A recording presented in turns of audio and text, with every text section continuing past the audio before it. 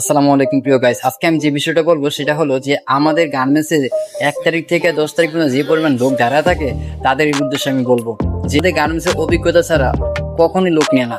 একটা কোয়ালিটি সেকশনে যদি লোক নিতে যায় তাহলে কিন্তু কোয়ালিটি একটা যোগ্যতা বা অভিজ্ঞতা লাগে বা সার্টিফিকেট লাগে, বা যদি সার্টিফিকেট থাকে আপনার অভিজ্ঞতা চায়, আবার অভিজ্ঞতা থাকলে সার্টিফিকেট চায়। তো আপনি কোনটা করবেন কোন ভাই?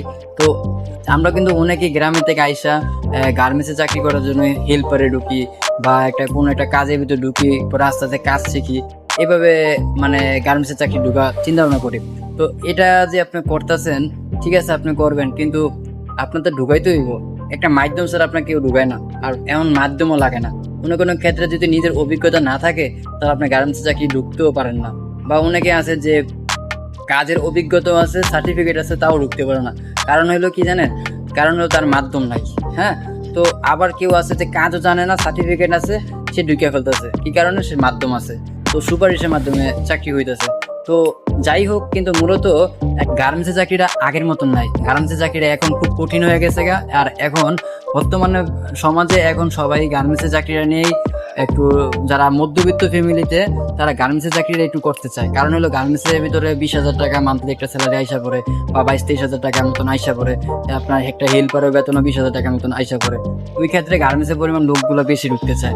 আর এদিক দিয়েও গার্মেন্টস সেক্টরটা খুব কঠিন করে ফেলছে এই লোকগুলোর কারণে।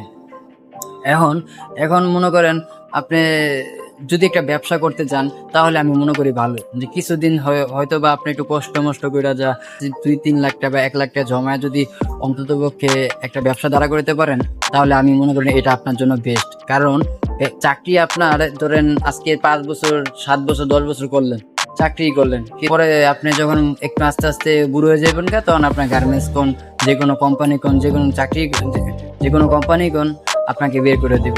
তো এটা ভালো যে আপনি এখন একটা ব্যবসা বাণিজ্য দাঁড়া করান, যে ব্যবসা বাণিজ্য দিয়ে আপনি যাতে আজীবন আপনার ছেলে মেয়ে আপনি সবাই খাইতে পারেন। তো আমি এটাই বলবো যে চাকরি করুন, ঠিক আছে, 2 বছর 3 বছর 5 বছর পর্যন্ত চাকরি করুন।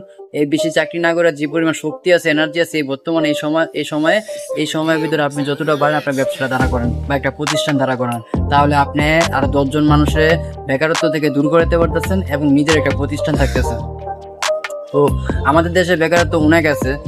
1 তারিখ থেকে 10 তারিখ পর্যন্ত গার্মেন্টসের ভিতরে আমরা ঢুকে থাকি যাতে আমাদের চাকরি হয়, কিন্তু এটা চিন্তা করি না যে এই গার্মেন্টসের সেক্টরটা যে কতটা কঠিন, কত কষ্ট করে আমরা কাজ করি।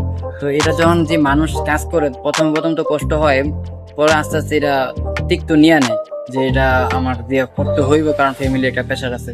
যাই হোক, এই বিষয়টা আমি মনে করি চাকরিটা ভালো না। চাকরি করাটা 4 বছর 5 বছর পর্যন্ত করেন, পরে আপনি একটা ব্যবসা বাণিজ্য করার চিন্তা ভাবনা করেন।